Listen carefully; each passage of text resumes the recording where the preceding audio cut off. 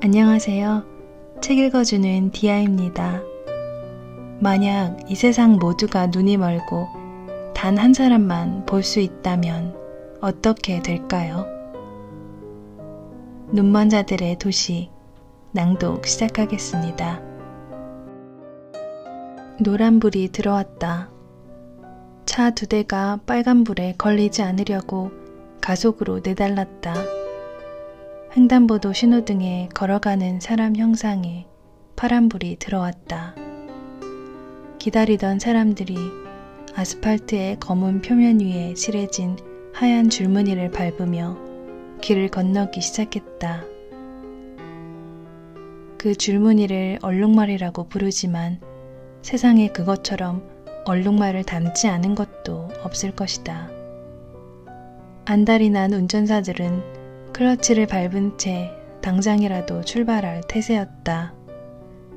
차들은 곧 내리꽂힐 채찍을 의식하며 신경이 예민해진 말처럼 앞뒤로 몸을 들썩였다. 보행자들이 길을 다 건너도 차의 출발을 허락하는 신호등은 몇 초 뒤에야 켜진다. 어떤 사람들은 언뜻 하찮아 보이는 이런 지연 시간에다가 이 도시에 있는 신호등의 숫자 수천을 곱하고 거기에 노란불을 거쳐 다른 색깔의 불로 바뀌는데 걸리는 시간을 곱해보면 그것이 교통체증, 요즘 유행하는 말로 하자면 병목 현상의 가장 심각한 원인 가운데 하나임을 이해할 수 있을 것이라고 주장하기도 했다. 마침내 파란불이 켜졌고 차들은 활기차게 움직이기 시작했다. 그러나 모든 차가 똑같이 빨리 출발하지는 못했다는 것이 금방 분명해졌다. 중앙 차선의 선두에 있는 차가 멈춰서 있었다. 기계적인 고장이 발생한 것 같았다. 가속 페달이 헐거워졌다거나 기어 레버가 움직이지 않는다거나 서스펜션에 문제가 생겼다거나 브레이크가 말을 안 듣는다거나 전기 회로가 고장났다거나 그런 것이 아니라면 혹시 단순하게 기름이 바닥난 것인지도 몰랐다. 어쨌든 이런 일은 심심찮게 벌어진다. 새로 길을 건너려고 모여든 보행자들은 멈춰선 차의 유리창 너머로 운전자가 두 팔을 휘젓는 것을 보고 있다. 뒤쪽에 늘어선 차들은 미친 듯이 경적을 울려대고 있다.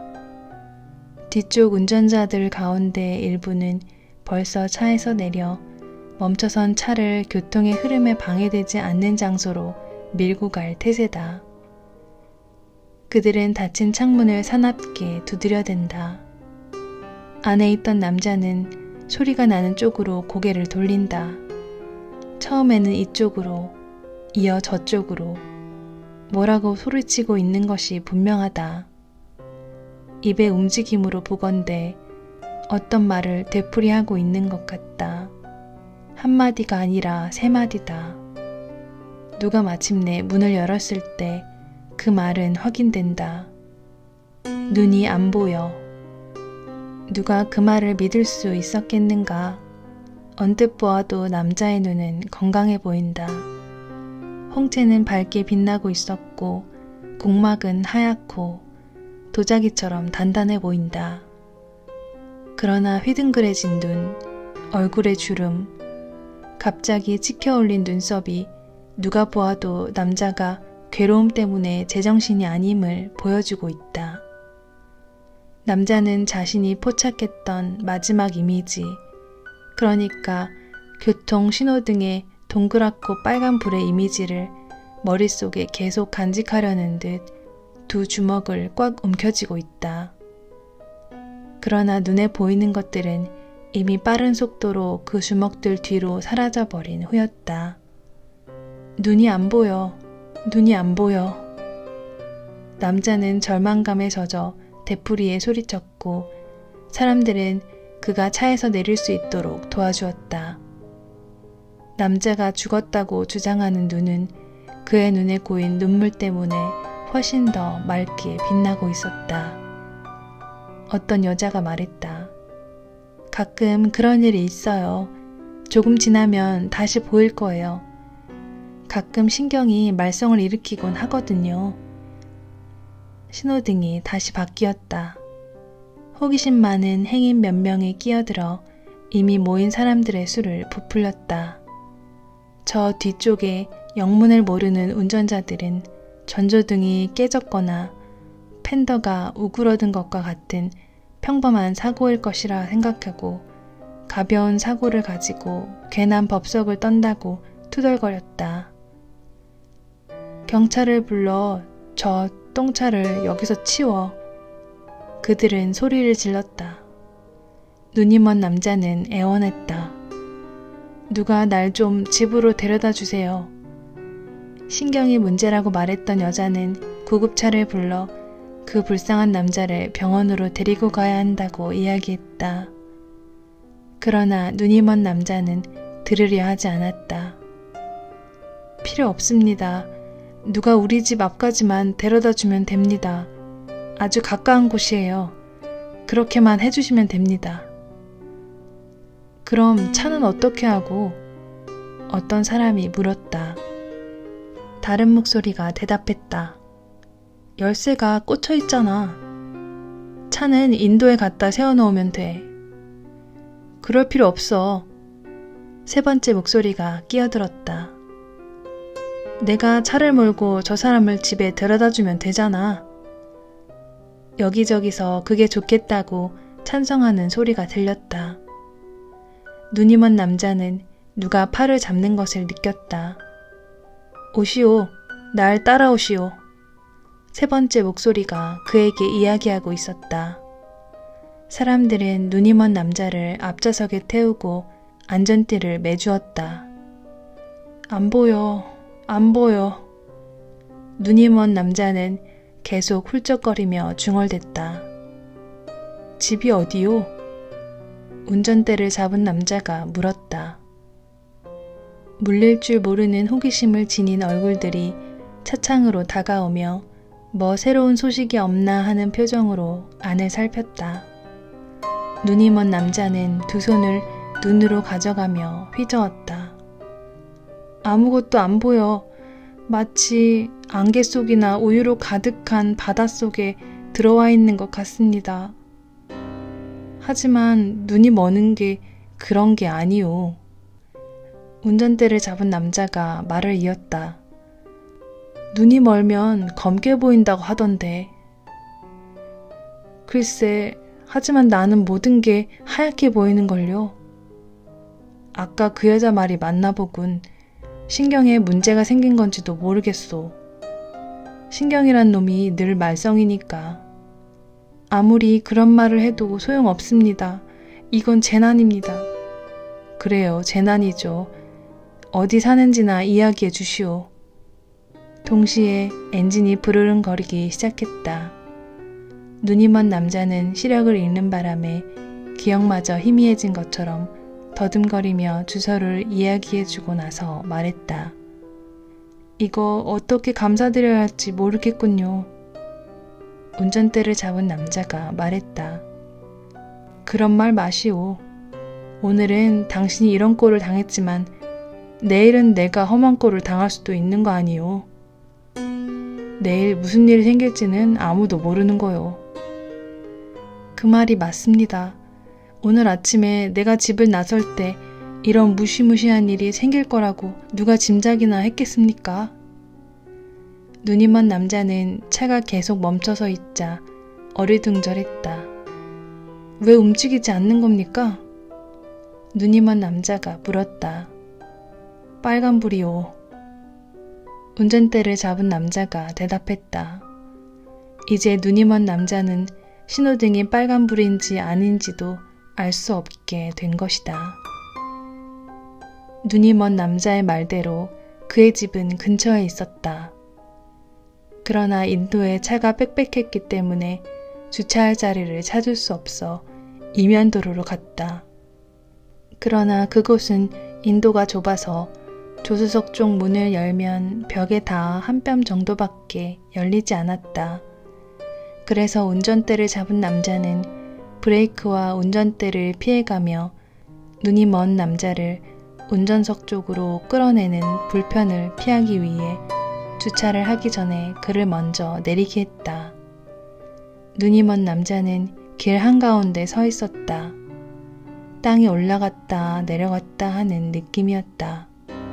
눈이 먼 남자는 속에서 치솟아 오르는 공포를 억누르려 노력하고 있었다. 그러나 소용없었다.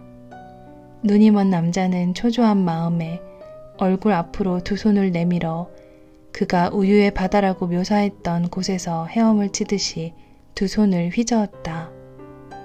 입에서는 벌써 도와달라는 소리가 나오고 있었다. 절망으로 넘어가려는 마지막 순간에 눈이 먼 남자는 다른 남자의 손이 자신의 팔을 가볍게 잡는 것을 느낄 수 있었다. 진정하시오. 내가 잡았소. 동행한 남자는 눈이 먼 남자가 혹시 넘어질까 걱정되어 아주 천천히 걸었다. 눈이 먼 남자는 발을 질질 끌며 걸었는데 그 바람에 인도의 돌출부에 자꾸 발이 걸렸다. 조금만 참으시오. 이제 거의 다 왔소. 동행한 남자가 말했다. 조금 더 가다가 동행한 남자가 다시 입을 열었다. 집에 당신을 돌봐줄 사람이 있소? 눈이 먼 남자가 대답했다. 모르겠습니다.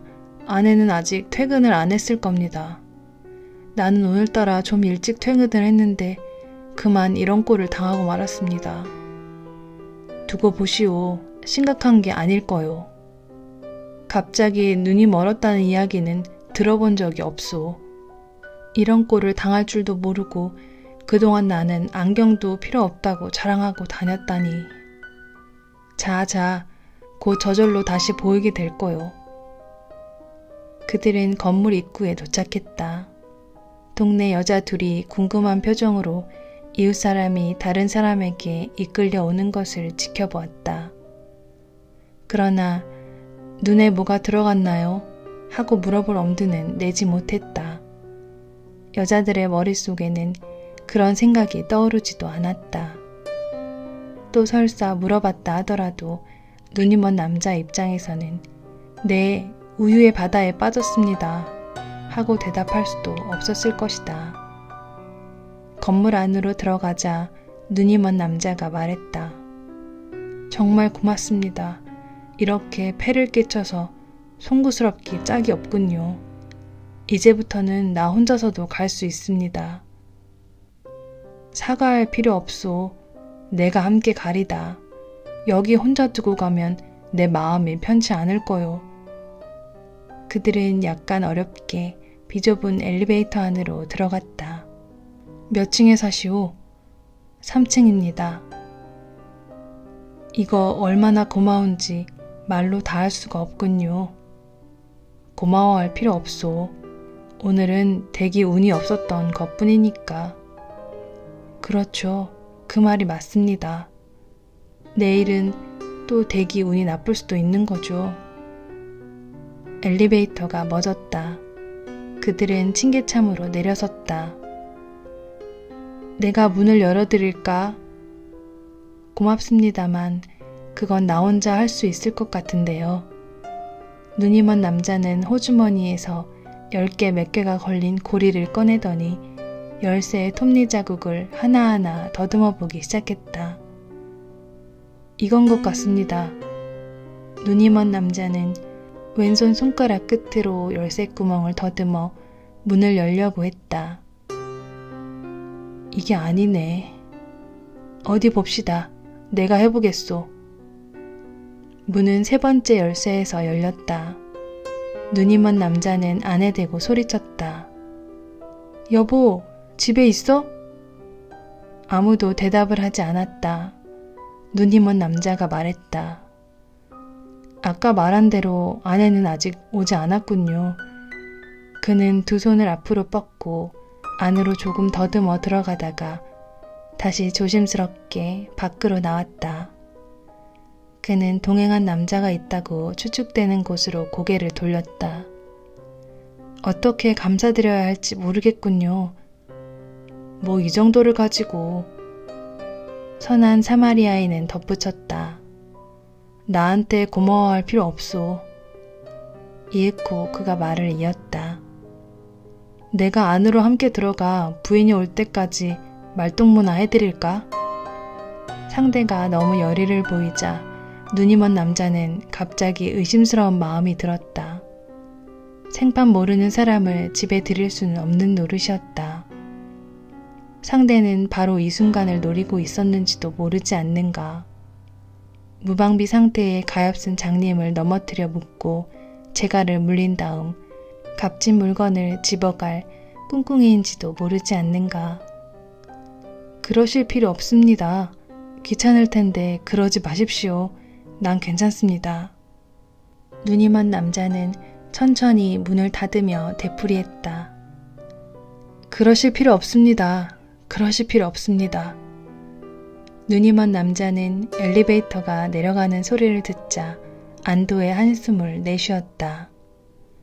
그는 자기가 눈이 멀었다는 것을 잊고 아무 생각 없이 문에 달린 구멍의 뚜껑을 젖히고 밖을 내다보았다.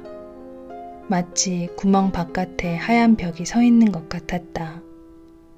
남자는 구멍을 둘러싼 금속테가 눈썹에 닿는 것을 느꼈다. 속눈썹이 아주 작은 렌즈를 스쳤다. 그러나 밖은 볼 수 없었다. 뚫고 들어갈 수 없는 백색이 모든 것을 덮고 있었다.